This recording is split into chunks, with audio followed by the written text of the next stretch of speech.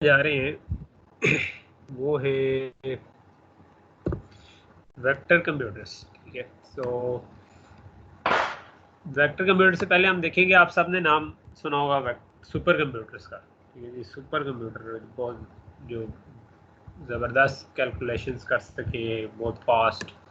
ठीक है, तो fastest machine in the world in a given task, उसको हम अक्सर कहते हैं कि सुपर कंप्यूटर है।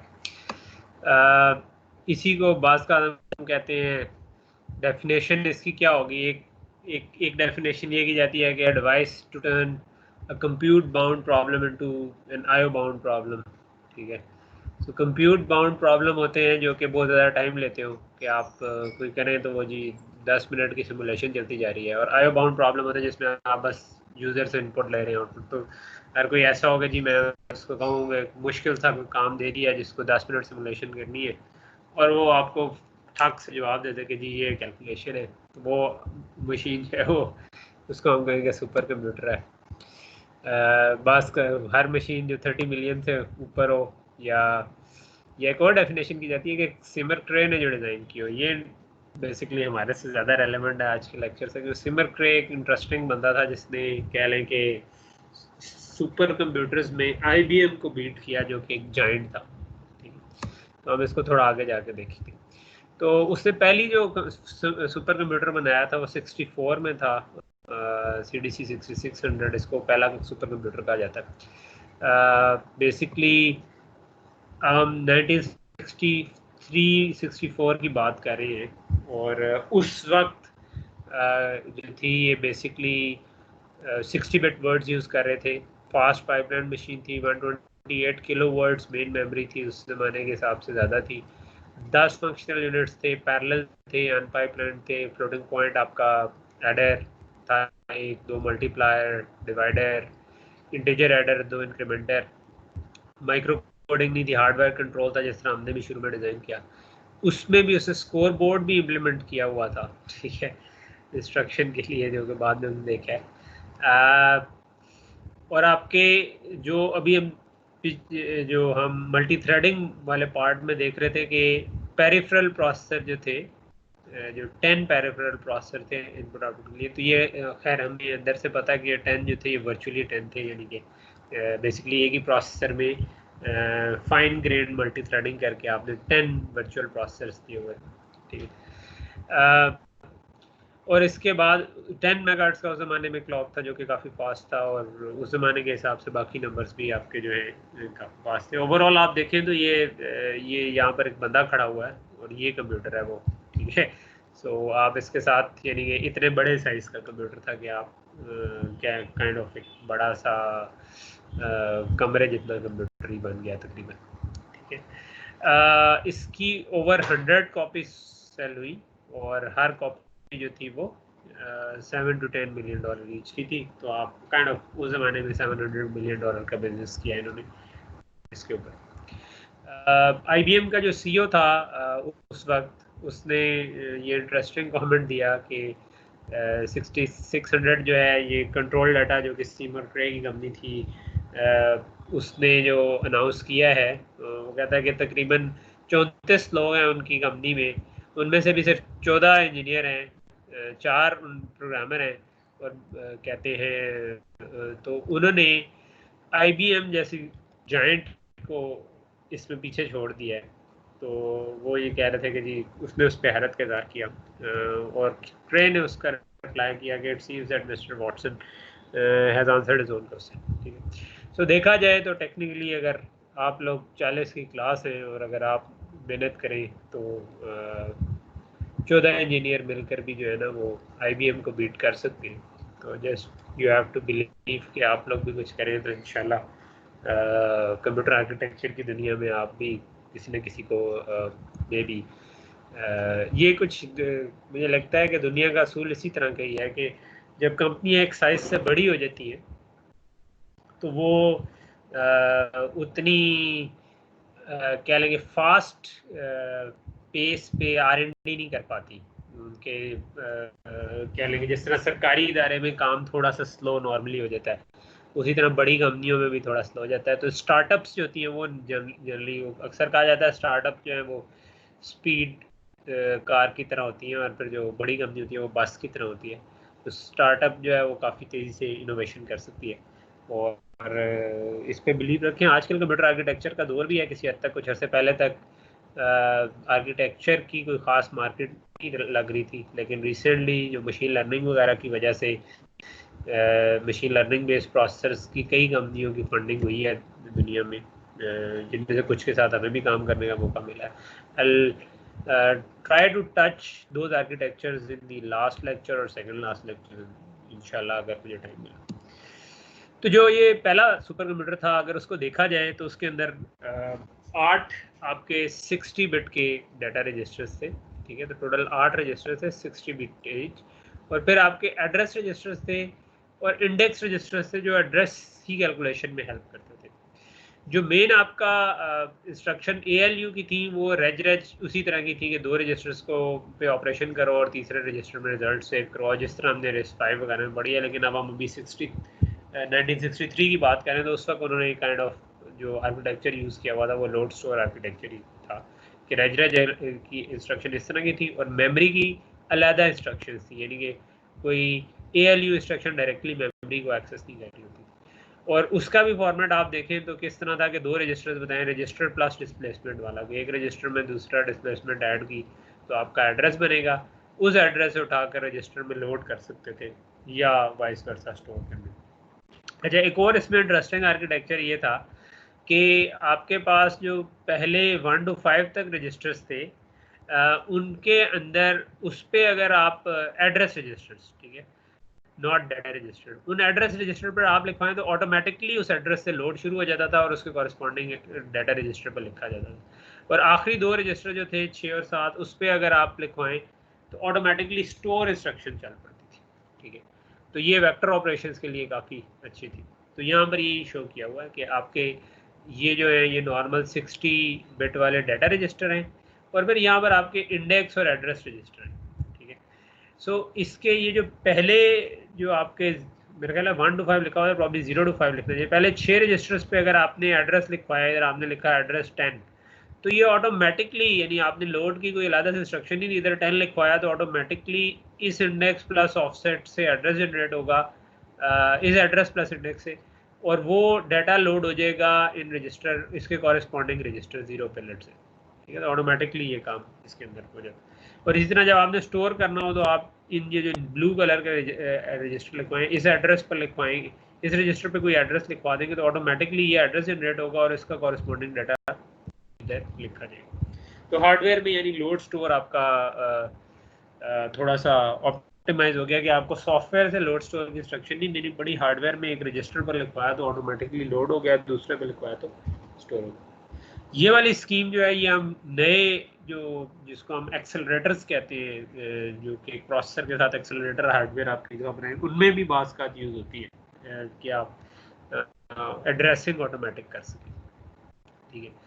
तो सो बेसिकली जो मेन इसके जो पॉइंट्स थे कि रेज ALU इंस्ट्रक्शन यूज़ हो रही थी एड्रेस लिखवाने और डाटा को अलहदा कर देने का फ़ायदा ये था कि आप पहले से लोड काइंड ऑफ आप 4 एड्रेस एक एक करके लिखवा दें तो उसके बाद पढ़ेंगे तो उतनी देर में वो लेटेंसी भी गुजर चुकी होगी, जितनी देर में लोड होना था तो आप पहले की वैल्यू पढ़ सकते हैं। तो ये एक मतलब एक तरह से आप सॉफ्टवेयर में पाइपलाइन कर सकते हैं चीज़ों को, या इंडिपेंडेंट इंस्ट्रक्शंस भी बीच में आप डाल सकते हैं कि जो लोड करने में और एड्रेस देने के दरमियान फ़र्क था।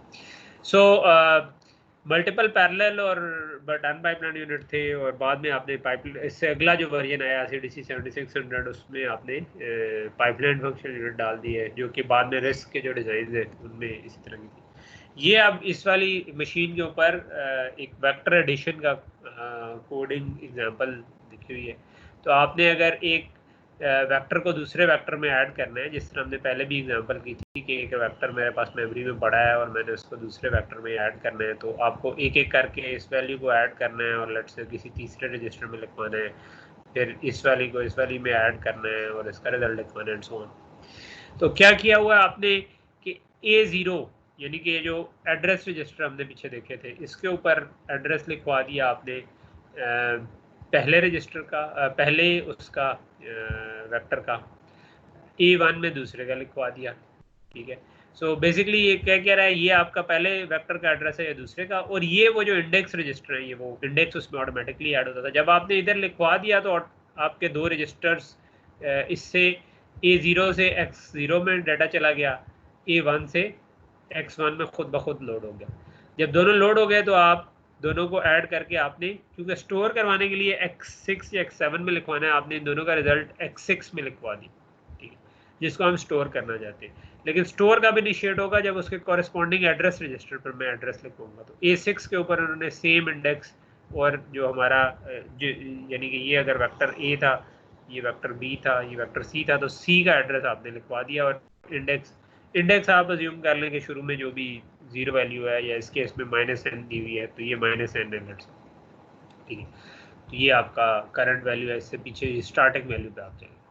उसके बाद आपने क्या किया, इंडेक्स में 1 ऐड कर दिया। इंडेक्स में 1 ऐड कर दिया तो अगली दफ़ा जब आप आएंगे इस लूप में, जंप करके वापस आए, तो अब ऑटोमेटिकली एड्रेस रजिस्टर में जब आप लिखवाएंगे तो इंडेक्स जो है उससे अगली लोकेशन का बन गया। एड्रेस तो वही रहा, स्टार्टिंग एड्रेस वही रहा, लेकिन इंडेक्स आपका उससे अगली लोकेशन का बन गया, उससे अगली एड्रेशन में उससे अगली का हो जाएगा, एंड सो ऑन करते करते जब वो 0 पे आ जाएगा तो आप कहेंगे कि आपकी ब्रांच खत्म होगी। तो इस तरीके से लूप इसका चल रहा है। अभी हम आगे जाके देखेंगे कि वेक्टर, ट्रू वेक्टर मशीन जो होती है वो इससे थोड़ी सी डिफरेंट होती है, लेकिन ये क्योंकि पहला था तो हिस्टोरिकली हमने इसका कोड थोड़ा सा देख लिया, ठीक है। तो सुपर कंप्यूटर्स नॉर्मली किधर किधर यूज होते हैं, मिलिट्री रिसर्च में, क्रिप्टोग्राफी में, साइंटिफिक रिसर्च में, वेदर फोरकास्टिंग में, ऑयल एक्सप्लोरेशन में, इंडस्ट्रियल डिज़ाइन सिमुलेशंस में, बायोइन्फॉर्मेटिक्स में, तो काफ़ी जगहों पर इनके इस्तेमाल है। नॉर्मली आपका बहुत बड़े बड़े डाटा सेट्स पे आप काम करते हैं। अभी मेरा ख्याल है इसमें मज़ीद ऐड कर देना चाहिए आपके जो न्यूरल नेटवर्क्स वगैरह को, बड़े बड़े नेटवर्क्स को ट्रेन करने में। और सुपर कंप्यूटर जो है वो मतलब ये क्योंकि बहुत महंगे होते हैं, तो पिछले 8-10 सालों में एक ट्रांजिशन ये है कि लोगों ने जो ज़्यादा कंप्यूटेशनल इंटेंसिव काम थे वो GPUs को यूज़ करते हुए भी करना शुरू कर दिए, कि आप जो ग्राफिक कार्ड होता है उसको as a high speed computing device के तौर पे यूज़ कर लें। सो बेसिकली आप नॉर्मली बड़े बड़े डाटा सेट में कंप्यूटेशन होगी। 70s और 80s में जो सुपर कंप्यूटर था उसको आप समझेंगे वो वेक्टर मशीन ही हमेशा होती थी, ठीक है। तो अब आके जैसा कि मैंने बताया GPUs भी आ गए हैं, फिर एक्सेलरेटर के डिफरेंट किस्म की एग्जाम आ गई हैं, और अभी एक लेटेस्ट ट्रेंड जो चल रहा है वो ये है कि आप एप्लीकेशन स्पेसिफिक एक्सेलरेटर बना लेते हैं, कि बजाय इसके कि आप एक जनरल कंप्यूटर बनाएं जिसको आप कहें सुपर कंप्यूटर है, आप कहते हैं कि जी आपका प्रॉब्लम क्या है जिसको सॉल्व करना चाहते हैं, उसके हिसाब से आप एक्सेलरेटर डिज़ाइन कर लें। अगर आप कंप्यूटर विजन के लिए बना रहे हैं तो एक अलग से एक्सेलरेटर बन जाएगा, अगर आप स्पीच प्रोसेसिंग के लिए बना रहे हैं कोई और तरह का बन जाएगा, वेदर फोरकास्टिंग के लिए थोड़ा सा डिफरेंट बन सकता है, तो आप वो कस्टम एक्सेलरेटर भी बना सकते हैं। क्योंकि अभी पिछले 8-10 सालों में ये थोड़ा सा ईजी हो गया है कि आप अपनी चिप बनवा सकें। पहले ये मिलियंस ऑफ डॉलर्स की बात होती थी, अब ये हंड्रेड्स ऑफ थाउजेंड्स में चली गई है, ये बल्कि टेंस ऑफ थाउजेंड्स में भी हो जाता है। यानी कि आप 25-30 लाख रुपया लगा कर अपनी एक चिप बना सकते हैं, ठीक है, जो कि पहले पॉसिबल नहीं था। सो वेक्टर प्रोसेसर, अब हम ट्रू वेक्टर प्रोसेसर जो है उन पे आ जाते हैं। तो वेक्टर का जो मॉडल है ना वो ये है कि जो कोर आइडिया है ना, जो मैं बाद में रेस करता हूँ, वो ये है कि नॉर्मल स्केलर में जब मैं कहता हूँ ना add x1 x2 x3, vector में मैं कहूँगा add v, let's say add vector v1 v2 v3, similar चीज़ है, लेकिन इन दोनों में फ़र्क है। इस केस का मतलब है कि एक चीज़ उठाओ, उसको ऐड करो दूसरी चीज़ में, और उसका रिज़ल्ट तीसरी चीज़ में लिखवा दो, और ये एक सिंगल कोई इंटीजर या डबल है। ऐड वेक्टर में जब एक ही इंस्ट्रक्शन दिया है तो इसका मतलब है कि एक पूरा वेक्टर उठाओ, यानी एक 1 डायमेंशनल मैट्रिक्स उठाओ, उसको दूसरी 1 डायमेंशनल मैट्रिक्स में ऐड करो, ठीक है, इन दोनों को ऐड करो, और इसका रिजल्ट एक तीसरी 1 डायमेंशनल मैट्रिक्स में लिखवा दो। तो सिंगल इंस्ट्रक्शन आपके मल्टीपल काम कर लेती है कि ये पूरे के पूरे को, यानी कि पहले को पहले से ऐड करेगी, दूसरी वैल्यू को दूसरी से करेगी, तीसरी को तीसरी से करेगी, और ये एक इंस्ट्रक्शन ये काम कर जाएगी, बजाय ये कि आपको ये बार बार, जिस तरह अभी हमने पीछे लूप लगाया था, हमें लूप नहीं लगाना पड़ेगा, बल्कि एक ही इंस्ट्रक्शन ये काम कर देगी। तो ये कहते हैं, इसको हम कहते हैं वेक्टर प्रोसेसर, जब ये वाली, ठीक है। ये आप देख रहे होंगे कि अगेन ये पैरेललिज्म है कि आपने पैरेलल में बहुत सारे एडिशन हार्डवेयर पैरेलल में लगाए, जो कि एडिशन पैरेलल में करके लिखवा रहा है, लेकिन ये वाला पैरेललिज्म VLIW से फर्क है जो हमने पहले पढ़ा था। पहले VLIW में हम क्या करते थे कि हम इंस्ट्रक्शन के अंदर बताते थे इस फंक्शनल यूनिट में क्या करो, इसमें क्या करो, इसमें क्या करो, इसमें क्या करो। इसमें हमने एक छोटी सी इंस्ट्रक्शन दी है कि भी ऐड करो, ठीक है, लेकिन इस स्टार्टिंग एड्रेस से स्टार्टिंग एड्रेस पर रिजल्ट लिखवा दो, दैट्स इट, ठीक है। तो इसमें एक इंस्ट्रक्शन छोटी रहती है, बड़ी इंस्ट्रक्शन नहीं बनती, लेकिन वो ऐड मल्टीपल चीज़ों को कर रही होती है। इसको बाज़ का हम कहते हैं सिमडी भी कहते हैं, सिंगल इंस्ट्रक्शन मल्टीपल डाटा, कि आपने एक ही इंस्ट्रक्शन दी लेकिन डाटा आपका मल्टीपल आ गया, ठीक है। और इसी तरह और भी है terminology, single instruction single data, multiple instruction multiple data उस तरह की, लेकिन बहरहाल हम सिमडी इसको कहते हैं, सिंगल इंस्ट्रक्शन। तो ये हमारा मॉडल है मेन। तो ये काम हम कर रहे हैं। तो इधर हम ये बता रहे हैं कि हमारे पास टोटल लेट से कि अब नया जो हमारा वेक्टर प्रोसेसर होगा उसमें स्केलर रजिस्टर्स उसी तरह होंगे जिस तरह पहले थे हमारे, लेट से 16 स्केलर रजिस्टर हैं, लेकिन ये 16 जो है ये वेक्टर रजिस्टर है। और ये जो है ये लेट से कि आपका कोई आपने जो भी हार्डवेयर आर्किटेक्चर बनाया, अगर ये 32 है तो आपका VLR मैक्स 32 हो जाएगा, कि ये 0 से लेकर 31 तक टोटल आपके रजिस्टर्स बन सकते। सो इनका रजिस्टर नंबर अगर हमने, या अगर ये 64 है तो हम कह सकते हैं 0 से 63 तक जाए, ठीक है। एक आप नया रजिस्टर इसमें रखते हैं VLR, ठीक है। एक है VLR मैक्स, इसका मतलब टोटल हैं कितने, जो वेक्टर की लेंथ आप कितनी सपोर्ट कर सकते हैं मैक्सिमम।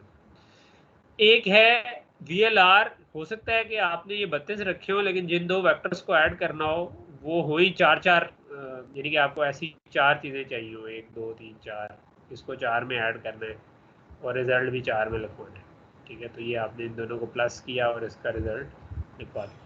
तो अब अगर 32 का है तो उसको 4 पे कैसे चलाएंगे, तो उसके लिए ये वाला रजिस्टर यूज होता है। इसमें अगर मैंने 4 सेट किया तो ये 4 तक काम करेगा, ठीक है, उससे आगे ये काम नहीं करेगा, ठीक है। तो पहले 4 को उठाएगा, 4 में ऐड करेगा, 4 लिखवा। तो ये हम चेंज कर सकते हैं रन टाइम पे, जब एक इंस्ट्रक्शन देके कह सकते हैं कि भाई इस वाले वेक्टर को 32 का कंसिडर करो, इस वाले को 4 का, इस वाले को 3 का, तो हम VLR को सेट कर सकते हैं, वेक्टर लेंथ रजिस्टर, ठीक है। इसका मतलब है वेक्टर लेंथ रजिस्टर, और ये VLR मैक्स का है, उसकी मैक्सिमम वैल्यू क्या। तो बेसिकली ये मैंने आपको बता दिया, शायद मैं इसी से दिखा देता तो ज़्यादा नीट डायग्राम थी कि आपने 2 वेक्टर्स को ऐड किया और तीसरे वेक्टर में इसका रिजल्ट दिखा दिया, ठीक है। एक और चीज़ जो आप कर सकते हैं वेक्टर के लोड और स्टोर में, ठीक है। तो वेक्टर लोड की इंस्ट्रक्शन जो है, जिसको हम पहले हम LW कहते थे, load word, LV is for load vector. तो इसमें आप एक तो चीज़ आपने देनी है कि मेमोरी में किस जगह से उठाना है। तो लेट से कि मेमोरी में इस जगह पर वेक्टर पड़ा हुआ था, तो एक तो तरीका ये है ना कि ये उठाओ, उससे अगली वैल्यू उठाओ, उससे अगली, तो ये सारा वेक्टर इधर पड़ा हुआ, ठीक है। तो एक और चीज़ जो आप करते हैं वो इसके अंदर कहते हैं कि बास का एक सेकंड रजिस्टर की सपोर्ट डाल देते हैं, जिसको हम कहते हैं स्ट्राइड, ठीक है। तो इस स्ट्राइड से क्या होगा कि बजाय आपने अगर पहली लोकेशन ये उठाई है, तो अगली लोकेशन आप उतनी स्ट्राइड आगे जाके उठाएंगे। तो स्ट्राइड आपने लेट से कहा हुआ 100, तो आपने 100 लोकेशन आगे जाके उठाई, उससे अगली लोकेशन उससे 100 आगे जाके उठाई, एंड सो ऑन, ठीक है। ये क्यों चाहिए होती है? ये मल्टी डायमेंशनल एरेज में अक्सर चाहिए होती है। अगर मैं मे बी कोई खाली इसी को खाली कर देता हूँ, तो लेट से कि आपकी एक मैट्रिक्स है, ठीक है, या इमेज है या मैट्रिक्स है, तो इमेज भी एक मैट्रिक्स ही होता है, 2 डायमेंशनल एरे होती है, ठीक है। तो उसमें आप इधर डाटा पड़ा हुआ है, ठीक है। तो जब आप इसको कहते हैं ना कि मैंने कॉलम वाइज लेट से पढ़ना है, तो मैंने लोकेशन 0 को पढ़ा, ठीक है। तो एक्चुअली ये लोकेशन 0 है, ये 1 है, ये 2 है, ये 3 है, सॉरी 1 2 3 4 है, ये 5 है, ये 6 7 8 9 और 10। तो आप देखेंगे अगर मैंने कॉलम वाइज पढ़ना हो तो मैं पहले लोकेशन 0 से पढ़ूंगा, अगली दफ़ा लोकेशन 5 से पढ़ना चाहूँगा, अगली दफ़ा 10, अगली दफ़ा 15 एंड सो ऑन। तो इसका मतलब है कि मैं हर दफ़ा चाहता हूँ कि +5 का स्ट्राइड आ जाए। तो इस केस में मैं स्ट्राइड 5 का दे दूँगा, क्योंकि ये इधर हमने 2D ड्रॉ की हुई है, असल मेमोरी हमेशा वन डायमेंशनली होती है। तो ये जो इमेज पड़ा होगा अगर, या मैट्रिक्स पड़ी होगी, तो 0 इधर पड़ा होगा, 1 इधर पड़ा होगा, 2 इधर पड़ा होगा, 3 इधर, 4 इधर, 5, तो ये अगली रो जो है वो इस जगह पे पड़ी होगी। तो ये पहली रो पड़ी है, फिर दूसरी रो पड़ी है, फिर तीसरी रो पड़ी है, एंड सो ऑन।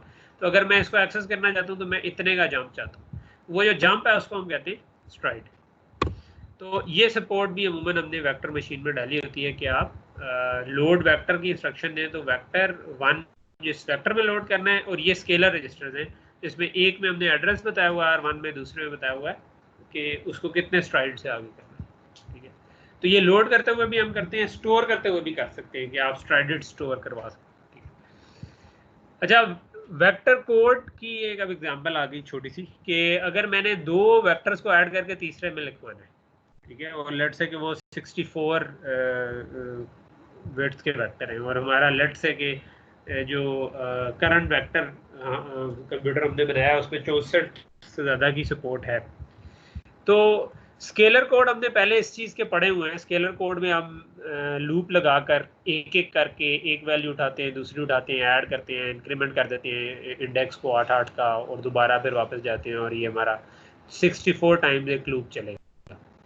वेक्टर में हम क्या करते हैं, हम कहते हैं कि VLR को आप सेट करो 64 पे, वेक्टर लेंथ यानी 64 रखो, वेक्टर 1 को लोड करो जो कि A था, वेक्टर 2 को लोड करो जो कि B था, इनको ऐड करो वेक्टर्स को, वेक्टर 1 2 को ऐड करके वेक्टर 3 में लिखवाओ, और फिर वेक्टर 3 को स्टोर कर दो जो कि C की लोकेशन है उस जगह पे, एंड दैट्स इट।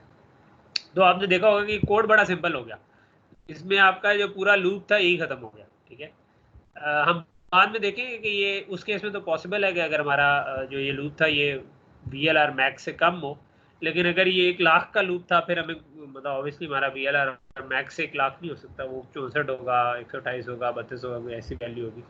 तो तब हमें इसको कुछ और करना पड़ेगा, जिसकी कोडिंग एग्जाम्पल हम थोड़ा सा आगे जाकर अभी देखेंगे।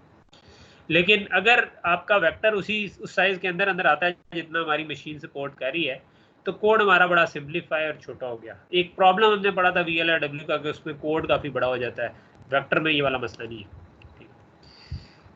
सो वेक्टर सुपर कंप्यूटर में ये जो क्रे 1 है, ये जो पिछला हमने क्रे की मशीन देखी थी CDC जो भी 6600, वो वेक्टर मशीन उस तरह से नहीं थी। ये अब अगली जो उनकी 76 वाली है, ये वेक्टर मशीन थी जिसमें वेक्टर रजिस्टर भी थे, वेक्टर इम्प्लीमेंटेशन भी थी, जिसमें ये आपके समझे कि 64 एलिमेंट के वेक्टर की सपोर्ट थी कि आप पूरा का पूरा वेक्टर लोड कर सकें, पूरे का पूरा वेक्टर स्टोर कर सकें, ऐड कर सकें, इंटीजर ऐड वगैरह उसके अलावा थे, इंटीजर रजिस्टर्स भी इसके अलावा एग्जिस्ट करते थे।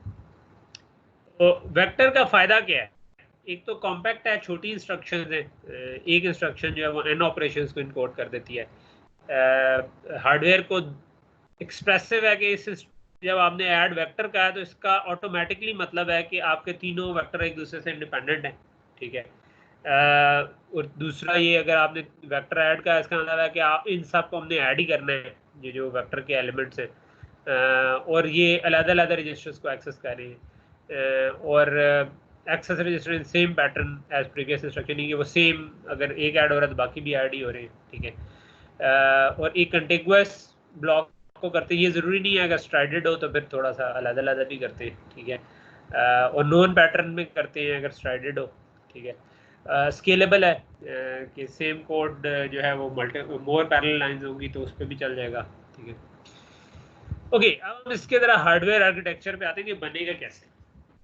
ठीक है, तो सबसे पहले हम कहते हैं कि जी फॉर एग्जांपल मैंने एक वेक्टर मल्टीप्लायर बनाना है, तो आप ये कर सकते हैं कि अब वेक्टर मल्टीप्लायर करना है तो अमूमन हम ना उसको डीप पाइपलाइन कर लेते हैं। ठीक है,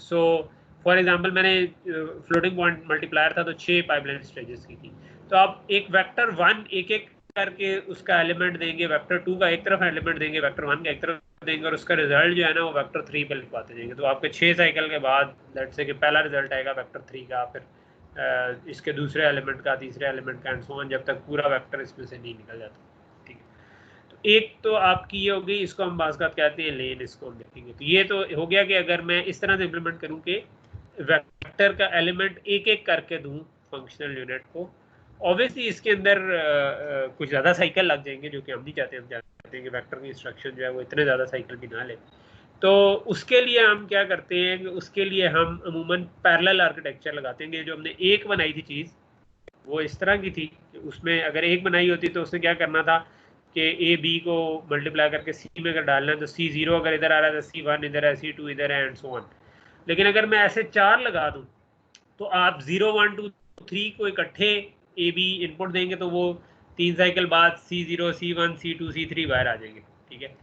और उससे अगले साइकिल में C4 C5 C6 C7 इसको इनपुट पे गया होगा, ये हार्डवेयर में हो रहा होगा, ठीक है। यानी कि हम इंस्ट्रक्शन हमने एक ही दी है, लोड वेक्टर की, ऐड वेक्टर की या मल्टीप्लाई वेक्टर की, लेकिन हार्डवेयर क्या कर रहा होगा कि 0 1 2 3 को इनको दे देगा, अगले साइकिल में 4 5 6 7 दे देगा, फिर 8 9 10 11 दे देगा, एंड सो ऑन। तो आपके पास अगर लेट्स से 32 का था तो ये 8 साइकिल के अंदर आपका एडिशन पूरी हो जाएगी। सो इस तरीके से चीज़ें। अच्छा, दूसरे एक और चीज़ जो होती है जो कि ये खैर हमने देख ली हुई है कि स्ट्राइड की सपोर्ट अगर हमने हार्डवेयर में डालनी हो तो हम कैसे करेंगे, ठीक है। सो स्ट्राइड की सपोर्ट डालनी हो तो आप बेस के साथ स्ट्राइड को ऐड करके एड्रेस कैलकुलेट कर रहे हैं, ठीक है। और उसी का बेस जो जो आता है वो नेक्स्ट एड्रेस वो बन जाता है, उसकी दफ़ा अगली स्ट्राइड ऐड हो जाती थी, अगली स्ट्राइड ऐड। तो ये आपका जो चीज़ है ये आपका एड्रेस जनरेशन यूनिट बन गया कि जो काम कर रहा है कि आपने इसको एक दफ़ा बेस और स्ट्राइड पास किए तो ये पहली दफ़ा एड्रेस लेट से 0 था, बेस थी लेट से 10,000, ठीक है, और स्ट्राइड आपने डाली हुई थी 10 की, तो पहले साइकिल बाद 10,010 आ गया, वो 10,010 आपने इधर भी लिखवा दिया, अगले साइकिल में 10 ऐड किया तो 10,020 बन गया, उससे अगले साइकिल में 10,030, तो ये ऑटोमेटिकली हर साइकिल में इंक्रीमेंट हुआ जा रहा है ये वाला, ठीक है। तो ये आपका क्या लेंगे एड्रेस जनरेटर वेक्टर इंस्ट्रक्शन के लिए बन। क्रे 1 में आपके 16 मेमोरी बैंक्स थे, 4 साइकिल जो था ना वो बिजी टाइम था और 12 साइकिल के लिए, यानी कि 12 साइकिल बाद आपको डाटा मिलता था और 4 साइकिल का आपका बिजी टाइम था कि अगर आपने एक रिक्वेस्ट दी है 12 साइकिल उसको लगे हैं तो उसके बाद अगली में आपको 4 साइकिल का फर्दर इंतज़ार करना पड़ा। तो टोटल क्योंकि 16 साइकिल की आपको लेटेंसी पड़ रही थी, उन्होंने 16 बैंक इसीलिए लगाए हुए थे कि आप एक का इंतज़ार करें तो दूसरे बैंक पे शिफ्ट हो जाए और उसके बाद उससे बैंक पे शिफ्ट हो जाए, इसलिए। अच्छा, एक और जो आपका आर्किटेक्चर नॉर्मली फिर बनता है कि आपके लेट से इस केस में हमने 8 वेक्टर्स की सपोर्ट डाली, यानी 8 कह लें फंक्शनल यूनिट पैरेलल में लगाए हुए, ठीक है। तो एलिमेंट्स आपके ऑब्वियसली इससे ज़्यादा भी हो सकते हैं, ठीक है। तो एक चीज़ है कि आपने जो वेक्टर रजिस्टर बनाया है वो किस साइज़ का है, और एक चीज़ है कि आपके लेट से कि मैंने अगर 32 का वेक्टर रखा है तो अब मैं क्या 32 एडर लगाऊंगा उसको ऐड करने के लिए या कम भी लगा सकता हूँ, वो कम भी लगा सकते हैं। तो इस केस में हमने जिस तरह 8 लगाए हुए, 4 ऊपर 4 नीचे, जो कि लेट से एडर या मल्टीप्लायर आप समझे। तो अब अगर आपने ऐड या मल्टीप्लाई करना होगा और लेट से आपने टोटल लेट से 32 को ऐड या मल्टीप्लाई करना है तो इसका मतलब है कि आपके एक साइकिल में 0 1 2 3 4 5 6 7 चले गए, उससे अगले साइकिल में 8 9 10 11 12 13 14 15 चले गए। तो इस तरह करके आप 4 या 5 साइकिल में आपकी पूरी एडिशन कंप्लीट होगी। ये जो एक चीज़ है इस पूरे को हम कहते हैं फंक्शनल यूनिट, और इसको इस रेड को जो हमने कहा हुआ इसको हम कहते हैं एक लेन जिसके अंदर आप ऑपरेशन करें, ठीक। सो ये अब जो है ना ये यूसी बर्कले का एक T0 वेक्टर प्रोसेसर है और उसमें यही चीज़ दिखाई हुई है कि आपकी लेन है, ये वाली लेन है पूरी, और ये फिर पैरेलल में यूनिट्स लगे हुए हैं और ये किस तरह 32 को इकट्ठा चला सकता था। मेरे ख्याल में ये वाला जो प्रोसेसर था ये PhD का काम था इसका, क्रिस्टे एसनोविच का, जिसकी मैं स्लाइड्स यूज़ कर रहा हूँ इस वक्त। ये बंदा जो है ये आजकल बड़ा कह लें कि आप लोगों में से अगर किसी ने यही, खैर नाम तो मैंने आपको पढ़ाया ही हुआ है, RISC-V मैंने आपको ऑलरेडी बताया कि काफ़ी हॉट जा रहा है, और उसके जो डिज़ाइनर्स में से जो मेन बंदा है वो क्रिस्टे एसनोविच है, जो कि यूसी बर्कले में पढ़ाता है ये कंप्यूटर आर्किटेक्चर, और यहीं पे इनकी लैब है। इसके अलावा एक्चुअली RISC-V के कॉन्टेक्स्ट में देखा जाए तो इसमें पाकिस्तान भी किसी हद तक एक्टिव है। एक बंदे हैं आई थिंक नवीद शेरवानी या इस तरह से नाम है, उनकी कंपनी है Sci-5, ठीक है। जो कि क्रिस्टस नोवेज और बाकी लोगों के साथ मिल के RISC-V की चिप्स बना रहे हैं और बोर्ड्स बना रहे हैं। और ये आप Sci-5 पे जाएंगे तो ये आपको अलाउ करते हैं कि आप आर्किटेक्चर बताएं कि आपको कितनी चीज़ें चाहिए, और वो ऑटोमेटिकली आर्किटेक्चर जनरेट कर देता है उनका कहते हैं सॉफ्टवेयर, और आप उसको फिर चिप उसकी बनवा सकते हैं। तो और इनकी फंडिंग यूएस में, चाइना में, दोनों जगहों पर हुई है। और करंट कॉन्टेक्स्ट में जब अमेरिका और चाइना की थोड़ी सी जंग चल रही है इस टेक्नोलॉजी की दुनिया में, और अमेरिका कुछ टेक्नोलॉजीज़ को बैन करना चाह रहा है चाइना पे, तो इसलिए चाइना में भी RISC-V काफ़ी पॉपुलर हुआ है। और फ्यूचर में पाकिस्तान में भी एक्सपेक्टेड है कि RISC-V से रिलेटेड जॉब्स निकलेंगी। आप चाइना जाके जॉब कर सकते हैं अगर आप RISC-V के ऊपर ट्रेंड है। तो ये जो चीज़ें आप पढ़ें ये बड़ी रेलेवेंट हैं, यानी कि आप कल को फ्यूचर जॉब्स में भी हो सकती हैं अगर आप RISC-V के ऊपर कोई अच्छा काम करें। ओके, सो वेक्टर इंस्ट्रक्शंस जो हैं उनमें आपका अगर टॉप डाउन टाइम चल रहा है और इंस्ट्रक्शन इशू आप कर रहे हैं, तो लेट्स से कि आप 8 इंस्ट्रक्शन आप कहते हैं, हमारी एग्जांपल मशीन में आप समझेंगे 32 एलिमेंट्स हैं वेक्टर में, ठीक है, और 8 लेन्स हैं, तो इसका मतलब है 8 आप पैरेलल में इकट्ठे ऐड कर सकते हैं, ठीक है, या मल्टीप्लाई कर सकते हैं या लोड कर सकते हैं। तो टाइम अगर इस तरफ बढ़ रहा है और मैंने ऐसा करना है कि दो वेक्टर्स को लेट्स से कि पहले मल्टीप्लाई करना है और फिर ऐड करना है, तो मुझे सबसे पहले लोड करना होगा, फिर मल्टीप्लाई करना होगा, फिर ऐड करना होगा, राइट। तो अगर 32 मेरे पास टोटल एलिमेंट का रजिस्टर वो है वेक्टर, लेकिन लेज मेरे पास 8 हैं, तो इसका मतलब है मुझे अगर लोड करना है तो पहले साइकिल में पहले 8 लोड हो जाएंगे, अगले साइकिल में अगले 8, अगले साइकिल में अगले 8, अगले साइकिल में अगले 8। तो एक तरीका तो ये है कि मैं इंतजार करूंगा ये पूरा वेक्टर 4 साइकिल में लोड होगा, फिर मैं मल्टीप्लाई करूँगा। लेकिन अगर मैं देखूं तो पहले साइकिल के बाद पहले 8 तो मेरे पास आ चुके हैं, तो हम ये करते होते हैं कि हम मल्टीप्लाई को बजाय अगले 4 साइकिल बाद चलाने के हम इधर ही चला देते हैं, क्योंकि मल्टीप्लाई ने भी तो पहले 8 वालों को मल्टीप्लाई करना है, तो इस वक्त वो तो अवेलेबल है, तो ये उनको मल्टीप्लाई करना शुरू कर देगा। जब तक ये अगले साइकिल में आएगा तो उससे अगले 8 लोड हो चुके होंगे, और उससे अगले साइकिल में उससे अगले 8, ठीक है। तो हम ओवरलैप कर सकते हैं एग्जीक्यूशन को टाइम में, तो उससे बजाय ये कि ये टोटल 4 साइकिल ये लेता, उसके बाद अगर हम इस जगह पर आकर मल्टीप्लाई करते और इस जगह पर आकर लोड करते तो हमारे पास 12 साइकिल लगने थे। उसके बजाय अगर देखा जाए तो 4 साइकिल की लेटेंसी तो पड़ी है हमें, बट उसके बाद वाले हमें सिर्फ 3 साइकिल मिल, तो हम 7 साइकिल में ही हमारा काम कंप्लीट हो। तो हम एग्जीक्यूशन को ओवरलैप बेसिकली करा सकते हैं। और सिर्फ यहीं तक नहीं, इससे अगली लोड को भी आप इसी जगह पे स्केड्यूल कर सकते हैं। और जिस तरह हमने सॉफ्टवेयर पाइपलाइनिंग उसमें पढ़ी थी, ये तकरीबन उससे हम गए कि हम हार्डवेयर में इस वक्त इस तरीके से ओवरलैप करवा सकते हैं कि ऐड मल्टीप्लाई जो है ना वो इस तरीके से। तो 24 ऑपरेशंस पर cycle while issuing one short instruction, एक इंस्ट्रक्शन दी थी और आप एक साइकिल में 24 काम कर रहे हैं। एक और चीज़ जो वेक्टर्स में आती है जो आप समझे कि वो है कि डिपेंडेंस इसमें भी आ सकती है कि मैंने लोड चलाया और फिर मैंने मल्टीप्लाई चलाया, तो ये V1 में डिपेंड कर रहा था अगला मल्टीप्लाई, ये लोड होगा तो ये मल्टीप्लाई होगा। तो इसका क्या करें?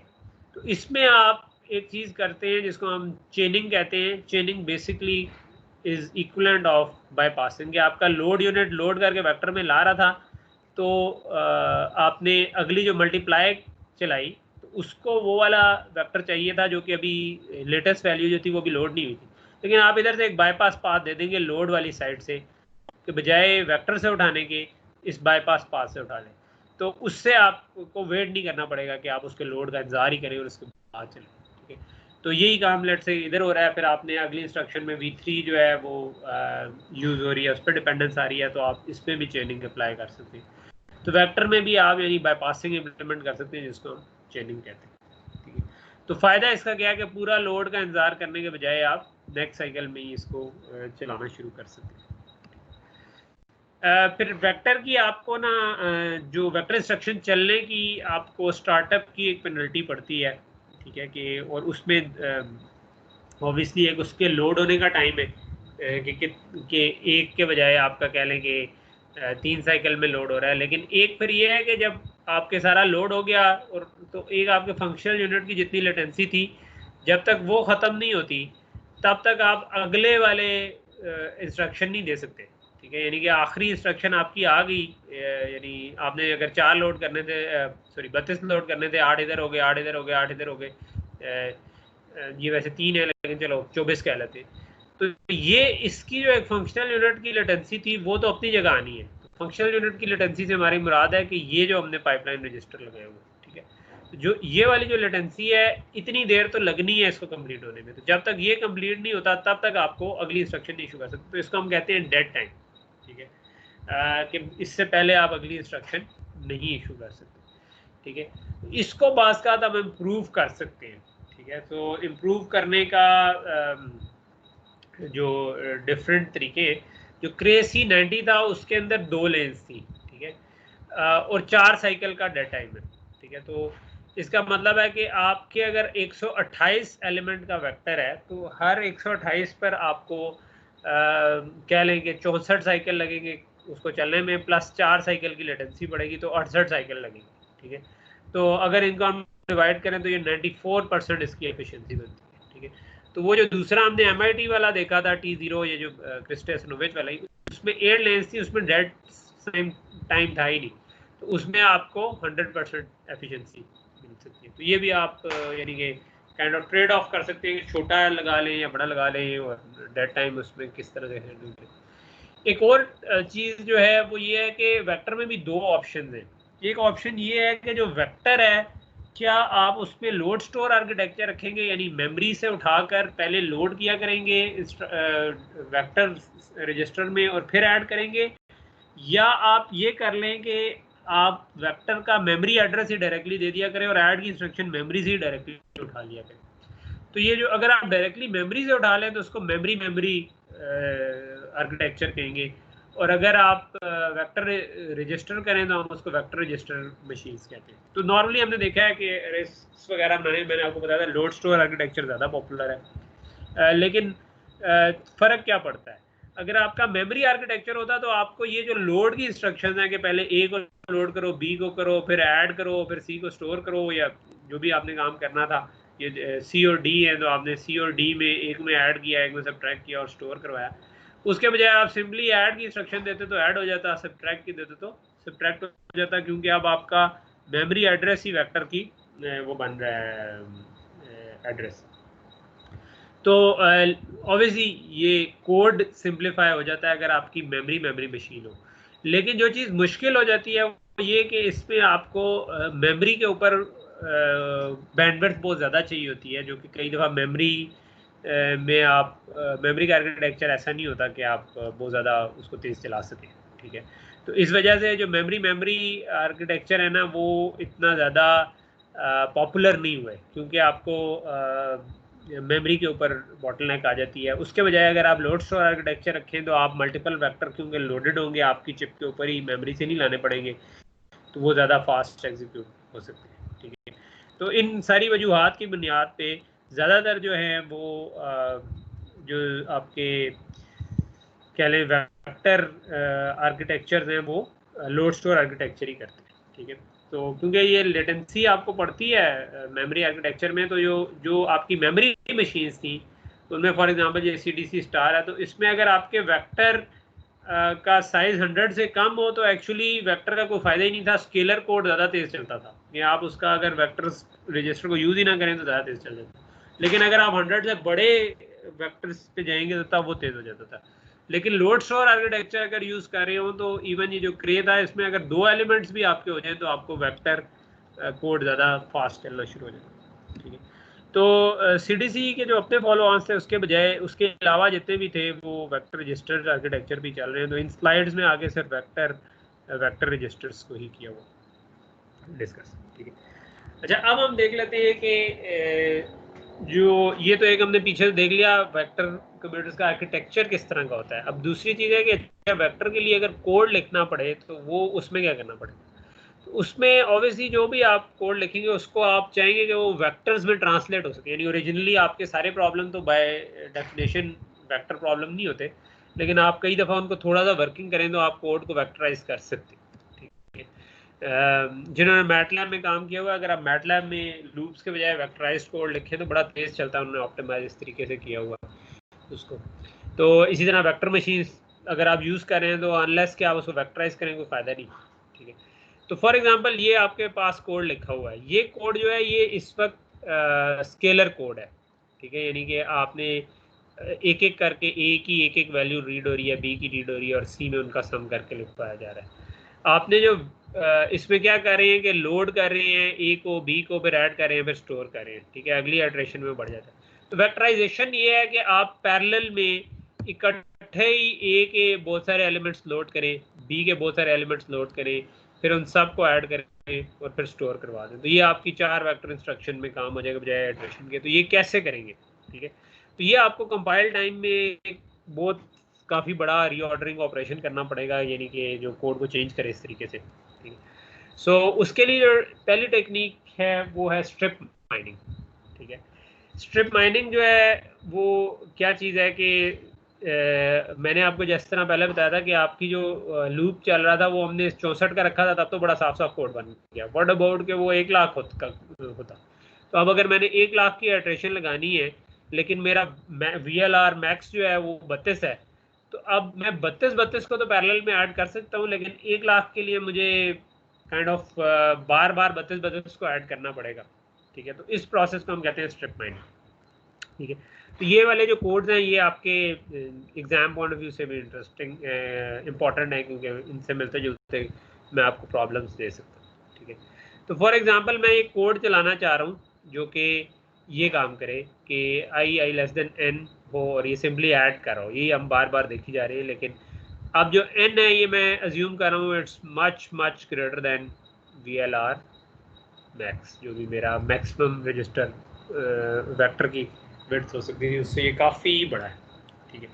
लेट्स से कि VLR मेरा 64 एलिमेंट का है, ठीक है, और n जो है वो मैं कहता हूँ कि लेट्स से कि 1 लाख,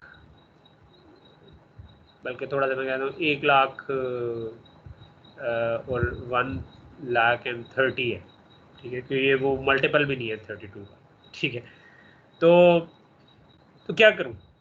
तो अब आपको कुछ ऐसा करना पड़ेगा कि अगर आपके पास 64 विड्थ का वेक्टर है तो आप 64 को ऐड करते जाएं और टोटल ऐड करने के बाद आखिर में कुछ रिमाइंडर बच जाएंगे और उनको भी हमें कुछ करना पड़ेगा। तो ये वाला जो कोड है ये करने की कोशिश कर रहा है। इसमें आपको थोड़ी सी और कोडिंग टेक्निक्स भी समझ आ जाएंगी इस एग्जाम्पल में, ठीक है। तो सबसे पहले हमने क्या किया, सबसे पहले हमने कहा कि ये जो n था, ठीक है, मैं कहता हूँ कि n जो था जो कि मैंने लेट से जूम किया कि लेट से 10030 है, ठीक है।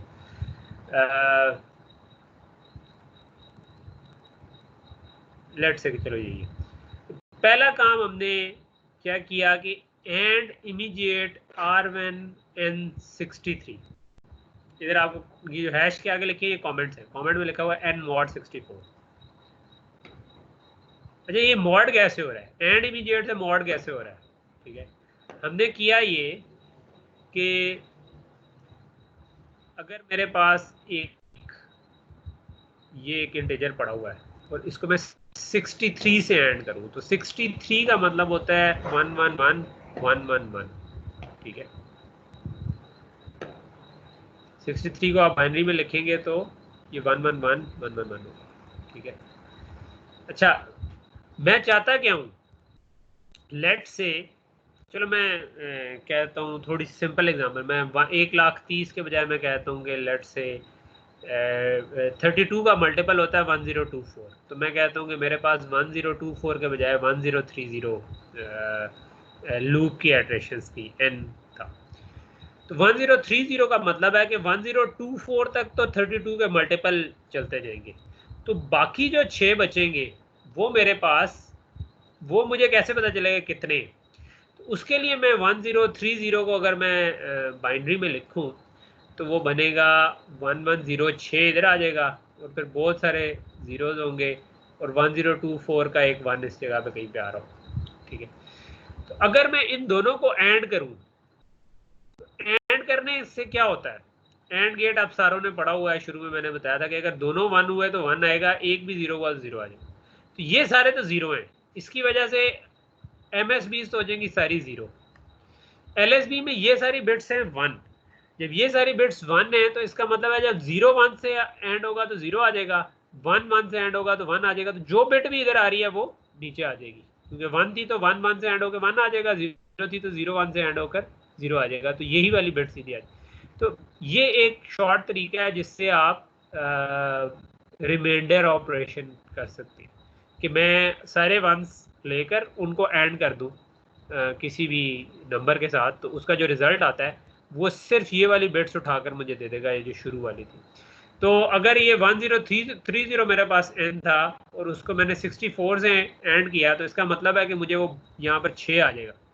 ठीक है, कि इस 6 का मतलब है कि आपने अगर 32 करके चलाने थे या 64 करके चलाने थे, लेट से वो भी 1024 64 का ही मल्टीपल है, तो 1064 करके चलाने थे, तो बाकी आपके पास जो 6 रिमाइंडर बचना है वो आप निकाल सकते हैं by doing an and digit. ठीक है, तो ये इंस्ट्रक्शन ये कर रही है कि इसने n को 63 के साथ एंड कर दिया, 63 ऑल वन 6 वंस, और आपके पास इधर आ गया वो रिमाइंडर जो कि लेट से कि वो जो 6 आखिर के बचते हैं। तो ये इस तरीके कोड लिखा हुआ है, मतलब ये जरूरी नहीं आप इसी तरह लिखें, लेकिन ये वाला कोड इस तरह लिखा हुआ है कि ये रिमाइंडर को पहले एग्जीक्यूट करता है और अगली दफा फिर बाद में फिर 64 बाकी कर लो। तो यहाँ पर आपके पास वो 6 आ गया कि भाई आखिर में 6 रिमाइंडर जो बचते थे, तो ये शुरू में उन 6 रिमाइंडर को चला रहा है। इसे कहा कि VLR जो वेक्टर लेंथ है उसको 6 सेट कर दो। ठीक है, तो पहले तो रिमाइंडर को सेट कर दो कि ये 6 है। उसके बाद उसने क्या किया है कि V1 RA इधर लिखा हुआ है, लेकिन ये बेसिकली आप समझे R1 R2 R3 की तरह कोई वैल्यू होगी, लेकिन A हमने इसलिए लिखा हुआ है कि टू शो कि ये A का स्टार्टिंग एड्रेस जिस रजिस्टर में पड़ा हुआ। तो हमने वेक्टर A को लोड कर दिया। ठीक है, तो हमने क्या करना है, वेक्टर A को लोड करना है, उसको B में ऐड करना है और C में रिजल्ट लिखवाना है। पहले हम रिमाइंडर के लिए करेंगे, फिर हम पॉइंटर को इतना आगे ले जाएंगे और फिर दोबारा ए लोड करेंगे, बी लोड करेंगे, ऐड करेंगे, फिर पॉइंटर को आगे ले जाएंगे, फिर ए लोड करेंगे। ये बेसिकली हम काम करना है। तो हमने ए को लोड किया, उसके बाद हमने क्या किया कि ये जो क्या लेंगे, हमने पॉइंटर को जो 64 आगे लेकर जाना था वो वाला काम किया। उसके लिए जो हमारे पास 64 नहीं सॉरी, ये जो हमारे पास 6 लोकेशन आगे जाना था, 6 लोकेशन आगे जाना था हमारे पास। अगर डबल है तो डबल जो है ना वो उसका मतलब होता है कि एक लोकेशन 8 उसकी है ना बाइट्स की, 64 बिट का होता है। तो मुझे हमने इसलिए इसको 3 से मल्टीप्लाई किया हुआ कि अगर 6 रिमाइंडर आया था, n अगर 6 था, यानी मैंने क्या लें कि 1030 n अज्यूम किया हुआ है, मैंने चेंज कर दिया था, तो इसमें मेरे पास रिमाइंडर आ गया 6। ठीक है, तो इसका मतलब है कि मुझे यहाँ से यहाँ तक जंप करने के लिए 6 मल्टीप्लाइड बाय 8 आगे जाना पड़ेगा, क्योंकि एक लोकेशन जो है वो 8 बाइट की है, एक एक डबल वर्ड है, और 6 डबल वर्ड आगे जाऊंगा तो एक मैं जो क्या लेंगे 6 डबल्स आगे चला जाऊँ। तो ये हमने किया क्या हुआ है, DSLL shift left logical. Shift left क्या होता है कि नंबर को ना, कोई भी नंबर है उसको शिफ्ट का मतलब है कि एक शिफ्ट करो तो एक 0 लगा दो उसके पीछे, 2 शिफ्ट करो तो 2 लगा दो, 3 0 लगा दिए हमने उसके पीछे। बाइनरी में 3 0 पीछे लगाने, बाइनरी में 1000 इज 8। ठीक है, इसको डेसिमल में आप कन्वर्ट करेंगे तो 8 होगा। ये होता है 2, ये होता है 4, ये होता है 8। तो बाइनरी में अगर आपने 8 से मल्टीप्लाई करना है ना, तो आप बजाय मल्टीप्लायर इस्तेमाल करने के आप लॉजिकल शिफ्ट भी दे दें, तो वो 2 की पावर से जब भी मल्टीप्लाई करना हो, जस्ट लाइक डेसिमल में 10 की पावर से मल्टीप्लाई करना हो तो हम 0 लगाते हैं, बाइनरी में 2 की पावर से मल्टीप्लाई करना हो तो हम उतने 0। तो 2 की पावर 3 से मल्टीप्लाई करना था तो हमने 3 0 लगा दिए। ठीक है, तो हमने इसको लेफ्ट पे शिफ्ट कर दिया। तो ये इससे, और फिर हमने क्या किया कि RA में जो इसका स्टार्टिंग एड्रेस था उसमें मैंने ये 6 into 8 ऐड कर दिया, तो मैं अगली लोकेशन पे चला गया, अगली एड्रेशन की। ठीक है, तो RA की वैल्यू, RA में मैंने ये 6 into जो 6 into 3 जो बना था, कितना बनते हैं 6 3 18 18 बन गया। ठीक है, तो 6 into 8 6 8 जगह 48 ऐड कर दिया। ठीक है, तो मैं 48 आगे चला गया। ठीक, उसके बाद हमने वेक्टर B लोड किया। ठीक है, और फिर हमने क्या किया, ये हमने जो 48 था ये इसमें भी ऐड कर दिया। ठीक है, तो ये इसका पॉइंटर भी आगे ले गया। ठीक है, तो ऐड कर रहा है ये B के एड्रेस में, तो ये B को लोड किया और उसके बाद इसका पॉइंटर मूव कर दिया। यही काम हम C के साथ भी करेंगे। ठीक है, कि ये हमने C को लोड किया और उसको फिर हमने बल्कि सी को लोड तो नहीं करना था, सी को स्टोर करना था, लेकिन उसके बाद हमने जो बम्प करना था पॉइंटर वो इसी तरह की। ठीक है, तो हमने सबसे पहले क्या किया, हमने रिमाइंडर निकाला। रिमाइंडर को हमने कहते हैं ए को लोड किया, बी को लोड किया। ए में हमने जो रिमाइंडर था मल्टीप्लाइड बाय 8 ऐड कर दिया, बी में भी रिमाइंडर मल्टीप्लाइड बाय 8 ऐड कर दिया। उसके बाद हमने ऐड कर दिया V1 V2 को और V3 में उसको स्टोर करवा दिया। तो हमारे पास ये जो रिजल्ट आना था जिसको हमने वापस सी में स्टोर करवाना था वो आ गया। और सी में स्टोर करवाने के लिए स्टोर वेक्टर और सी का एड्रेस हमने अज्यूम किया कि RC में पड़ा हुआ है, तो RA RB RC में हमने अज्यूम किया हुआ क्या A B और C का रिजल्ट। उसके बाद हमने क्या किया, हमने सी में भी R2 ऐड कर दिया। ये अभी तक वही 6 into 8 चल रहा है। ठीक है, उसके बाद हमने n को सब्ट्रैक्ट कर दिया। ठीक है, तो n अगर 1030 था तो उसमें से हमने सब्ट्रैक्ट कर दिया R1 को जो कि हमारा ये 6 था, तो इसका मतलब है 6 हमने आपस में ऐड कर दिए तो 1024 हमारे पास नेक्स्ट आ गया। ठीक है, मैं अभी ये नंबर दे रहा हूँ, ये कोई भी नंबर हो ये चल जाएगा, लेकिन अभी हमने आपको एक्सप्लेन करने के लिए 1030, तो इसको सब्ट्रैक्ट किया ताकि हमें पता चल जाए कि कितनी इटरेशंस बाकी है। ठीक है, तो हमने n को सब्ट्रैक्ट कर दिया। उसके बाद हमने ये काम किया कि हमने कह दिया कि R1 में पहले 6 पड़ा हुआ था रिमाइंडर, लेकिन अब हमने रिमाइंडर को 64 से रिप्लेस कर दिया R1 में, और हमने VLR में दोबारा R1 लिखवा दिया। तो ये अब VLR जो पहली इटरेशन में रिमाइंडर चला था, अगली इटरेशन से ये 64 सेट हो जाएगा। उसके बाद हमने कहा कि अच्छा अगर जो n है वो ग्रेटर देन 0 है, यानी कि ये अगर ग्रेटर देन 0 वैल्यू आ रही है तो ये चलते जाओ। तो n क्योंकि हम सब ट्रैक करते जा रहे हैं तो आखिर में ये 0 या 0 से कम हो जाएगा तो हम बाहर निकल जाएंगे, लेकिन अभी ये 0 से ऊपर ही है, 1024 है, तो अगली इटरेशन में हम इधर आ जाएंगे। तो हम इधर जंप करके लूप में आ गए। अच्छा, अब जो इंटरेस्टिंग चीज़ है कि कोड ऐसे लिखा हुआ था कि जिसमें हमने वो जो रिमाइंडर चलाया था वो फिक्स वैल्यू नहीं थी, बल्कि उसके बजाय ये जो R1 से हम उठा रहे थे। तो अब R1 में क्योंकि हमने 64 लिखवा दिया है, तो अब ये आप देखेंगे कि अब हमने जो 8 से मल्टीप्लाई करना था वो भी 64 हो गया है, फिर वो 64 into 8 ही ऐड होगा। तो ये कोड अब अगली दफ़ा 64 एलिमेंट्स को ऐड करेगा, यानी 64 A को लोड करेगा, A को लोड करेगा 64 एलिमेंट्स, B को लोड करेगा 64 ऐड करेगा, पॉइंटर को 64 टाइम्स 8 से इंक्रीमेंट करेगा, और फिर n में से 64 सब्ट्रैक्ट करेगा, एंड फिर अगली इटरेशन में चला। अगली इटरेशन में भी यही काम करता जाएगा अनलेस अब क्योंकि पहली दफ़ा हम रिमाइंडर सॉल्व कर चुके हैं तो अब हमें पता है कि n डाउन होता होता आखिरकार n ने 0 हो जाना है, क्योंकि 1024 में से 64 निकाले, 64 निकाले, 64 निकाले, तो ये आपके पास 16 दफ़ा 64 इसमें से आप निकाल देंगे तो ये 0 पे पहुंच जाएगा और हमारा ये काम उसके बाद लूप ब्रेक हो जाएगा। तो this is called strip mining. तो मेन आइडिया क्या था कि आपने एक कह लें कि एक ऐसा वेक्टर जो कि आपकी जो भी वेक्टर की लेंथ थी उसका मल्टीपल नहीं था, तो उसका रिमाइंडर हमने पहले एग्जीक्यूट करवाया। रिमाइंडर के बाद आपने जितनी आपकी लेंथ सपोर्ट कर सकते थे उतने चंक्स में इसको चलाया। तो ये नॉर्मल स्केलर कोड से काफ़ी फास्ट चल जाएगा। नॉर्मल स्केलर ने इसको 1024 इटरेशंस के लिए चलना था, तो ये जो हमने अब राइट साइड पे कोड लिखा हुआ है ये क्योंकि 64 इकट्ठे कर रहा है तो ये हमारा 16 इटरेशंस में ही काम हो जाएगा। ठीक है, 1024 के बजाय, और एक 70वीं इटरेशन होगी जो कि रिमाइंडर के लिए हमारी चल रही थी, जो हमने अगर 1030 को ऐड करना था, लेकिन बाकी चल जाएगी। तो इस टेक्निक को हम कहते हैं स्ट्रिप माइनिंग, के लूप को ऐसे ब्रेक करो कि जो आपके वेक्टर के ऊपर मैप हो।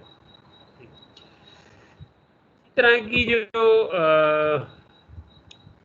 एक और चीज़ जो हमें बड़ी कॉमन चाहिए होती है वेक्टर्स के साथ वो होती है कंडीशनल एग्जीक्यूशन, कि जिस तरह हम ये चाह रहे हैं, ये एक और लूप है, मैं चाहता हूँ कि बी ए में कॉपी हो जाए, मगर तब भी कॉपी हो अगर ए 0 से बड़ा हो। ठीक है, तो अगर ए 0 से बड़ा होगा तो कॉपी हो, नहीं तो कॉपी ना हो।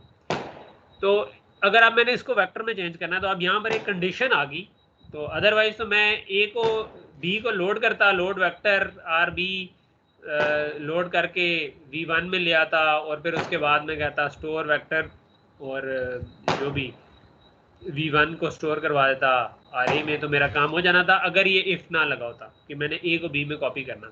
ठीक है, लेकिन ये तो लगा हुआ है, तो इसको क्या करें? तो इसके लिए अमूमन वेक्टर्स में मास्क की सपोर्ट होती है। मास्क इज काइंड ऑफ आपके अगर 64 रजिस्टर है ना तो 64 बिट्स हैं, ठीक है। और उन बिट्स में अगर 1 लिखा हुआ है किसी जगह पे तो इसका मतलब है कि इस वाली एलिमेंट पे ये ऑपरेशन ना करो। अगर 0 लिखा हुआ है तो इसका मतलब है कि ऑपरेशन इस पे करते जाओ। तो हम जिस चीज़ पे ऑपरेशन ना करना हो हम उसको मास्क कर देते हैं कि यार इस वाले पे ना करो। तो साथ ही आपके कुछ ऑपरेशंस, अगर आपने ये कोड चलाना हो तो आप क्या करते हैं, क्लियर वेक्टर मास्क सबसे पहले कि ये वेक्टर मास्क जो है इसमें सब पे 0 लिखवा दो कि सब पे चलना है, ठीक है। फिर उसके बाद आपने ए को लोड कर दिया तो ए लोड हो गया, ठीक है। उसके बाद ये जो काम कर रहा है ना ये है सेट ग्रेटर देन किया हुआ आपने कि वेक्टर ए अगर f0 जिसमें हम अज्यूम करते हैं कि 0 पड़ा हुआ है, अगर वेक्टर ए जहां जहां पर 0 से बड़ा है उस बिट पे जाकर 1 सेट कर दो। तो इसमें अगर लेट से वेक्टर ए जो है वो पूरा वेक्टर था, उसके अंदर बहुत सी वैल्यूज पड़ी हुई थी, कहीं पे 0 था, कहीं पे 10 था, कहीं पे -10 था, जहां जहां पे वो 0 से कम है उसकी कॉरेस्पॉन्डिंग बिट जाकर 1 कर दो, बाकी सारों को 0 रहने दो। तो इससे ऑटोमेटिकली मास्क सेट हो जाएगा कि ये सारी जो है ये कहते हैं ग्रेटर देन 0 है। सॉरी मैं 0 से कम कह रहा हूँ, 0 से बड़ी पे हमने चेक किया हुआ, सेट ग्रेटर देन किया हुआ। अगर लेस देन करना हो तो SLTVS करेंगे, ठीक है। तो हमने सेट ग्रेटर देन किया है तो वो वहाँ पर 1 सेट हो गया जहाँ पर ए ग्रेटर देन 0 था। उसके बाद आपने कहा कि load word load B vector into A under mask, ठीक है।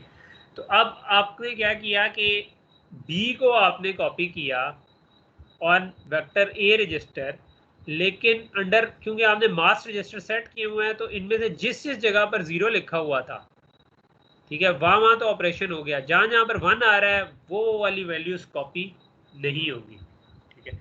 और इसी तरह फिर आपने स्टोर कर दिया ये जो वेक्टर लोड किया था इसको अंडर मास्क, तो ये आपके ए के एड्रेस पे जाके स्टोर इसने किया, लेकिन जहाँ जहाँ पर मास्क की वैल्यू 1 सेट थी उन लोकेशन पे स्टोर नहीं करेगा।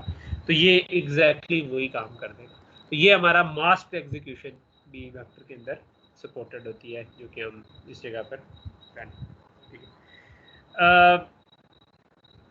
तो ये छोटी छोटी चीज़ें हमें पता होनी चाहिए। आपको ज़िंदगी में कभी वेक्टर का कोड लिखना पड़ सकता है, कभी डिज़ाइन करना पड़ सकता है, ठीक है। अच्छा, मास्किंग को हार्डवेयर में कैसे इम्प्लीमेंट करें? तो हमने ये जो फंक्शनल यूनिट में देखा था कि हम वेक्टर को ऐड किए जा रहे हैं। तो अगर मास्क की बिट 1 आ रही है तो आप कह सकते हैं कि राइट नेबल 0 आ रही है तो राइट नेबल करें, 1 आ रही है तो राइट नेबल ना करें, ठीक है। तो डिसेबल 0 आ रही है तो डिसेबल हो गया, 1 आ रहा है तो इनेबल हो गया। तो ऑटोमेटिकली सॉरी 1 आ रहा है तो डिसेबल हो गया, 0 आ रहा है तो इनेबल हो गया। तो अगर मास्क की बिट 1 है तो हम ना लिखवाएं, तो ये इस तरीके इम्प्लीमेंट हो सकती है। तो ये कोई इतना ज़्यादा मुश्किल नहीं है, लेकिन एक इसकी इम्प्रूव्ड इम्प्लीमेंटेशन भी हो सकती है at the cost of additional hardware. वो ये कि क्योंकि जहाँ जहाँ पर ये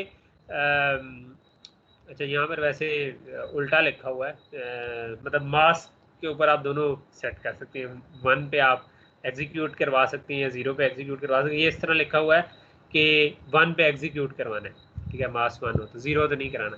तो इसका मतलब है कि आपका जिस जगह पर 1 आ रही है मास्क की बिट के कॉरेस्पॉन्डिंग, आप सिर्फ उन्हीं को किसी तरह एग्जीक्यूट करवा सकें, इनको लोड ही ना करवाएं जब आप इधर चला रहे हैं, तो आपका टाइम थोड़ा सा बच सकता है। इसको डेंसिटी टाइम इम्प्लीमेंटेशन कहते हैं कि आपकी अगर बजाय इसके कि आप पूरा वेक्टर उसमें से गुजारें और जहाँ जहाँ 0 आ रहा है वहाँ पर ना चलाएं, उसके बजाय आप जहाँ जहाँ पर 1 आ रहा है चलाएं ही उनको। लेकिन अगर ये करना हो तो फिर आपको हार्डवेयर में सपोर्ट चाहिए कि वो स्कैन कर सके, उनमें से अगले को फैच कर सके, जो कि थोड़ी सी कॉम्प्लिकेटेड हो सके।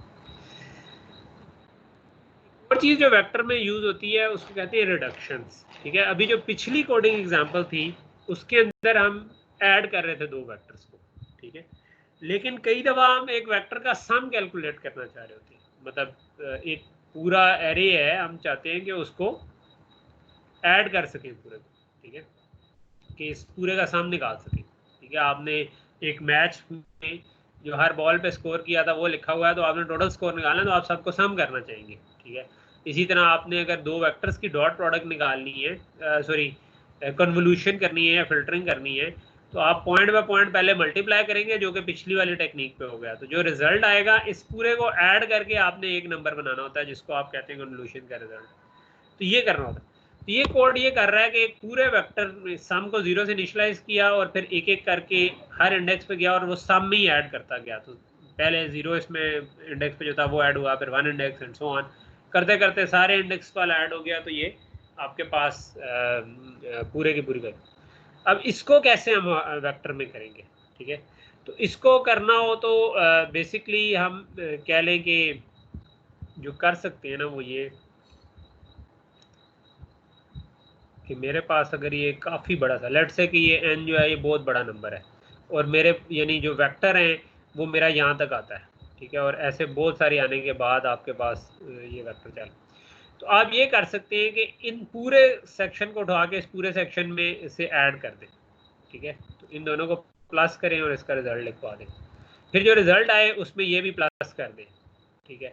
फिर जो रिजल्ट आए उसमें ये भी प्लस करते जाए, तो मतलब पहली इटरेशन में इन दोनों को करें, अगली में इसको ऐड करें, अगली में इसको ऐड करें, आखिर में आपकी जितनी वेक्टर लेंथ है उतने सम्स आ जाएंगे। तो यानी ये वाली वैल्यू में ये वाली वैल्यू ऐड होगी, फिर ये वाली वैल्यू ऐड होगी, फिर ये वाली, और ये सारा सम होके इस जगह पर लिखा हुआ। सेकंड वैल्यू में सेकंड वैल्यू ऐड हुई होगी, उससे अगली ऐड हुई होगी, उससे अगली, और वो सारा सम होके इधर हुआ। अब लेकिन आपने इन सब को सम करके भी तो रिजल्ट निकालना है, ठीक है। तो दो पार्ट है, पहला पार्ट है कि मैं ये वाली चीज़ों को ऐड कर सकूं, ठीक है, और दूसरा पार्ट है आखिरी वाले को कर सकूं। आखिरी वाले में एक तरीका हो सकता है कि अच्छा अब तो वेक्टर में नहीं कर सकता, मैं पहले को दूसरे में ऐड करूं, दूसरे को तीसरे, इसको कैसे वेक्टराइज करूं।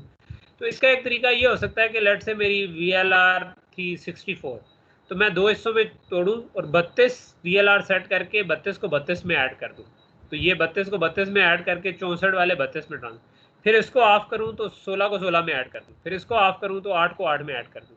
तो अगर मैं एक एक करके करता तो मुझे इधर 64 साइकिल लगने थे, लेकिन अगर मैं 32 से 16 में आऊँ, 16 से उसमें आऊँ 8 में, तो 32 से 16, 16 से 8, 8 से 4, 4 से 2, 2 से 1, तो ये मेरे 5 इटरेशन में काम हो जाएगा, ठीक है। तो इसको हम कहते हैं रिडक्शन करना, कि आप उसको रिडक्शन कहते हैं कि रिड्यूस करके एक ही उसको बनाते। तो ये वाला काम हम इधर करना चाह रहे हैं। तो ये काइंड ऑफ ये काम किया हुआ कि जो पहला लूप है ये पहला काम कर रहा है कि आपने क्या कहा, आपने कहा कि यार हर दफ़ा VL जितनी भी वेक्टर लेंथ थी उतना इंक्रीमेंट होते गए, यानी अगर लेट से 64 थी तो 64 आगे जाते गए, और आप 0 से VL तक, यानी कि 0 से VL तक सम के A का I से VL ले रहे हैं, यानी कि आपने एक सम रजिस्टर बनाया और आपने कहा ये A है, ठीक है। सो पहली दफ़ा मैंने 0 से लेकर लेट से कि ये 0 से 31 थे, तो मैंने कहा कि 0 से 31 को सम में लिखवा दिया। अगली इटरेशन में I जो है वो 32 आगे चला गया है, तो मैंने कहा कि अच्छा ये 32 से 63 तक जो है ये इसमें ऐड कर दो, ठीक है। तो ये दो वेक्टर हैं, ये वेक्टर है 32 का, ये 32 का, ये दोनों ऐड हुए और इसका रिजल्ट इसी में ही लिखवा दिया, ठीक है। सम प्लस इक्वल टू का मतलब है इसी में लिखवा दिया। उससे अगली दफ़ा मैंने कहा कि यहाँ से यहाँ तक उठाकर ये बाकी के जो है ये इसी में लिखवा दो, तो अब ये भी ऐड हो गया, ये भी ऐड हो गया, तो ये लूप ये काम कर। जब हमारा ये लूप खत्म हुआ तो हमारे पास, जैसा कि मैंने बताया था कि 32 या 64 जितने भी हमारे VL था उस वो आ गए, इन सब को ऐड करना है।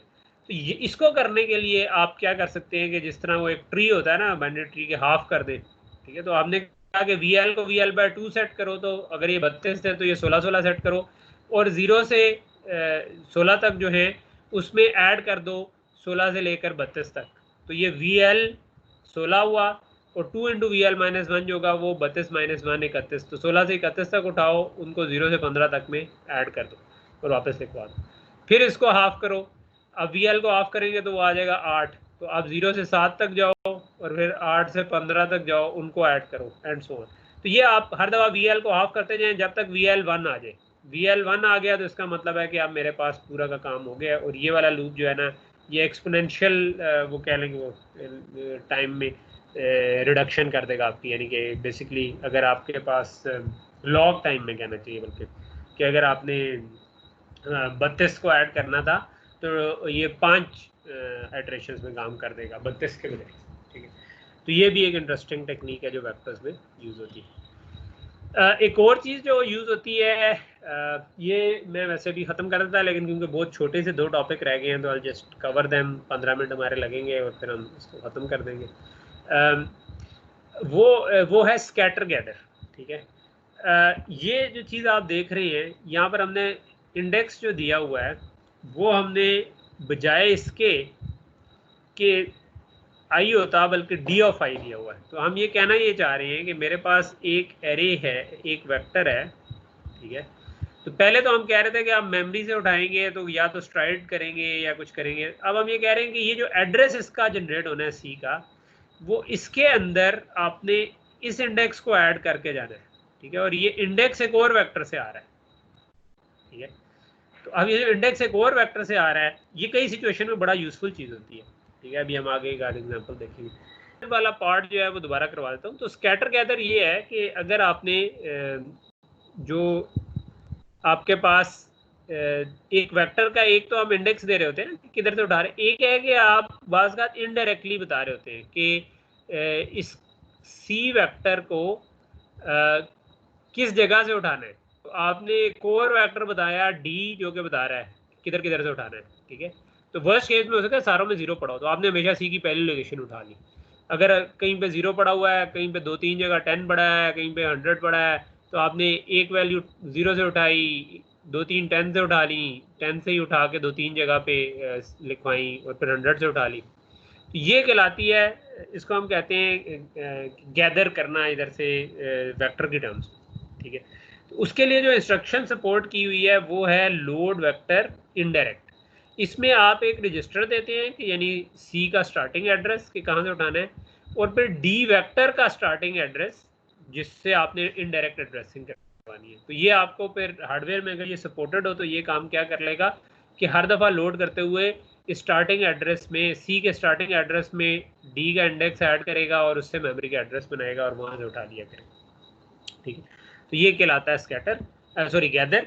और यही काम अगर हम स्टोर करते हुए करवा रहे होते हैं, यानी कि यहाँ पर ए आई के बजाय लिखा होता ए ऑफ डी ऑफ आई, ठीक है।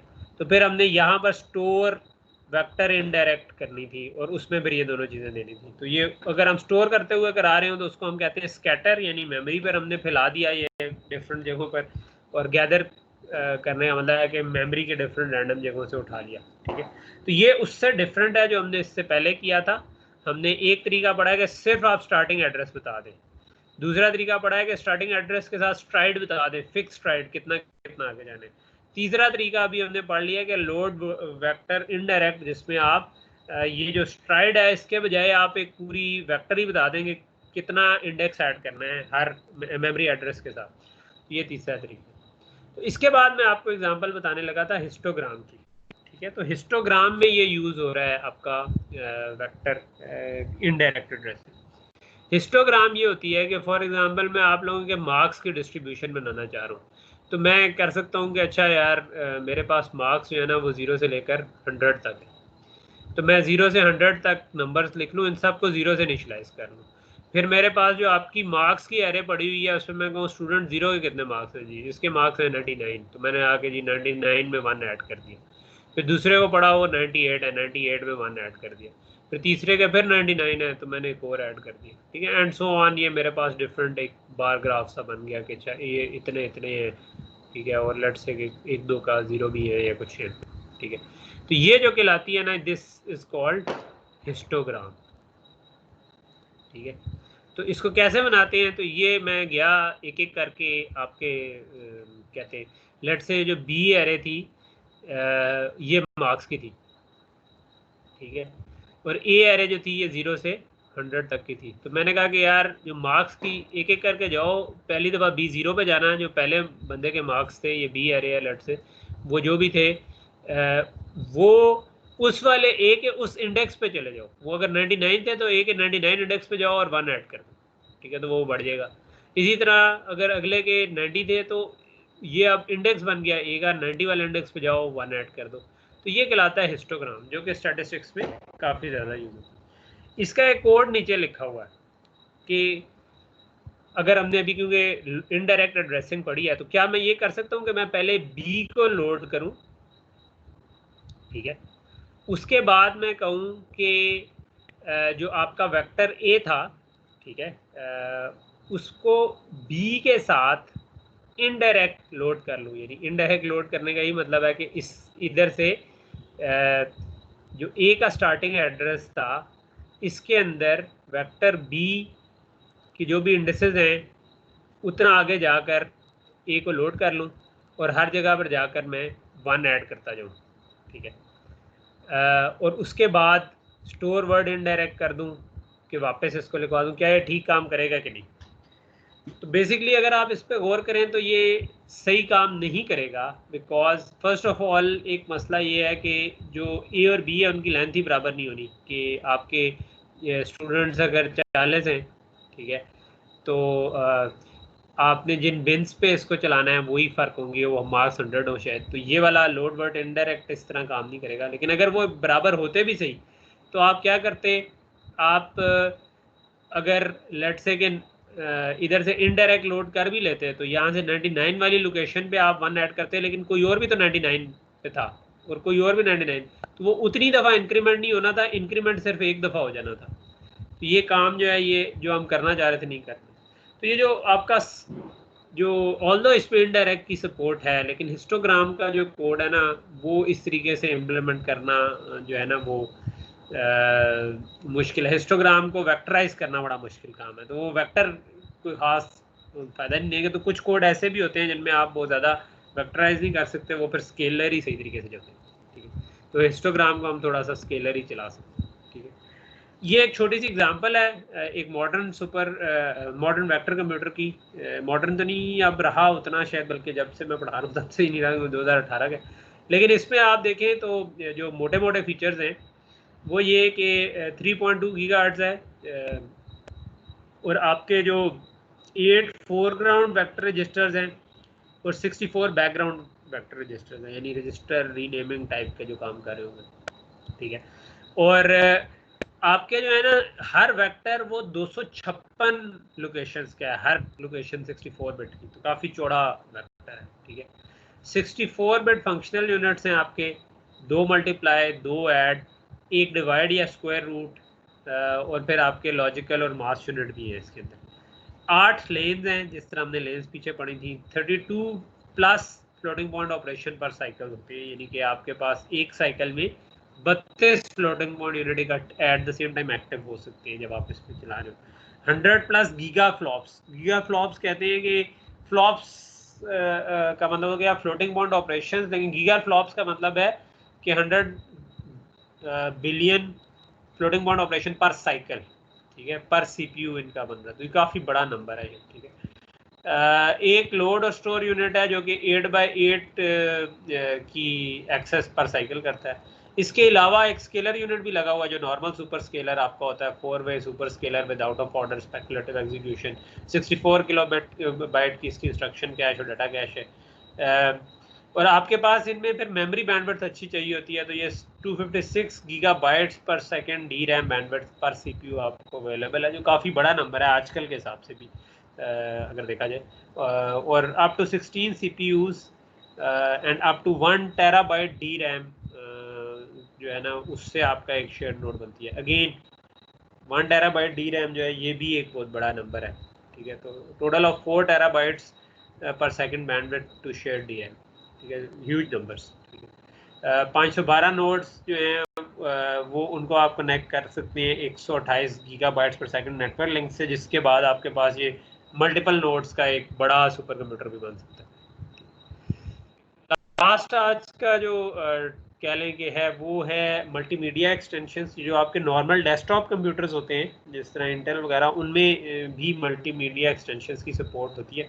वो आपको अलाउ करती है कि जो आपका 64 बिट का एक रजिस्टर है उसको आप 2 32 बिट के भी के तौर पे भी एज्यूम कर सकते हैं, 4 16 बिट के भी, या 8 बिट के भी एज्यूम कर सकते हैं। तो उसमें आपकी इंटेल फॉर एग्जांपल आप यूज़ करें तो उसकी आप सिमडी इंस्ट्रक्शंस या मल्टीमीडिया इंस्ट्रक्शंस, थोड़ा सा उसका कोई ट्यूटोरियल देखें तो आपको उसकी एग्जांपल मिल जाएंगी, जिसमें आप उनको ये कर सकते हैं कि आप अगर काइंड ऑफ जिस तरह वेक्टर इंस्ट्रक्शन थी कि आप 8 बिट के नंबर्स को पैरेलल में ऐड करके 8 रिजल्ट्स बना दें, तो यानी कि 8 डीप वेक्टर आप बना सकते हैं, ठीक है। तो ये एग्जैक्टली वेक्टर कंप्यूटर तो नहीं बना, लेकिन ये हो गया कि आपका जो एक जनरल पर्पस कंप्यूटर है उसमें थोड़ी बहुत वेक्टर की सपोर्ट आ गई। कई दफ़ा ये बड़े काम की चीज़ होती है, क्योंकि जिस तरह इमेजेस हैं तो इमेजेस में आपके जो रेड ग्रीन ब्लू वैल्यूज़ हैं वो 8 बिट की स्टोर हुई होती है, ठीक है। तो अगर आप कोई इमेज प्रोसेसिंग का काम कर रहे हैं तो उसको अगर आप नॉर्मल सी कोड में करें तो वो स्लो चलेगा, लेकिन अगर आप उसके अंदर ये जो मल्टीमीडिया एक्सटेंशंस को यूज़ कर लें तो आप एक साइकिल में ये 8 पिक्सल्स को के ऊपर ऑपरेशन भी कर सकते हैं। और ये हमने करके देखे हुए हैं कई दफ़ा, ये बड़ा स्पीडअप आपको मिल जाता है, कई दफ़ा 10-20 टाइम्स स्पीडअप मिल जाता है अगर आप मल्टीमीडिया एक्सटेंशंस को यूज़ कर सकते हैं। तो ये काइंड ऑफ डेस्कटॉप कंप्यूटर्स में कह लें कि वेक्टर प्रोसेसर की थोड़ी बहुत फॉर्म आपको मिल गई, ठीक है। इनको अगर वेक्टर से कंपेयर करें तो ये ऑब्वियसली फुल वेक्टर इंस्ट्रक्शन नहीं है, इसमें आपका ना वेक्टर लेंथ कंट्रोल है, ना स्ट्राइडेड और ना स्कैटर गैदर की सपोर्ट है, हमेशा यूनिट स्ट्राइड ही होगी, हमेशा 64 बिट अलाइन ही होगा, वेक्टर लेंथ भी लिमिटेड है, ठीक है। और जो नए हैं प्रोसेसर उनमें थोड़ा सा वेक्टर सपोर्ट साथ साथ ऐड होने का रुझान आता जा रहा है कई प्रोसेसर्स में। अब खैर मैंने जैसे कि आपको बताया, अब नया रुझान तो ये आ गया है कि आप एप्लीकेशन स्पेसिफिक इन्हांसमेंट्स डाल देते हैं जो कि कई दफ़ा वेक्टर प्रोसेसर से मिलती जुलती होती हैं या इसके थोड़े से वेरिएंट होती हैं। जिस तरह नए मोबाइल फ़ोन्स के अंदर आपके इमेज प्रोसेसिंग से रिलेटेड को प्रोसेसर्स होते हैं जो कि आपके फेस रिकग्निशन कर सकें, बाकी काम कर सकें, तो वो उसका भी आया, ठीक है। यहाँ पर हम रुकते हैं जी, ये हमारा वेक्टर प्रोसेस का टॉपिक था। तो अभी हमारे 1-2 टॉपिक रह गए हैं, होपफुली हम नेक्स्ट 2 लेक्चर्स में कवर कर लेंगे। हो सकता है कि हम आखिरी लेक्चर जो है वो रिव्यू टाइप का रख लें, जिसमें हम जो कुछ हमने पढ़ा है उसको थोड़ा सा रिव्यू कर लें।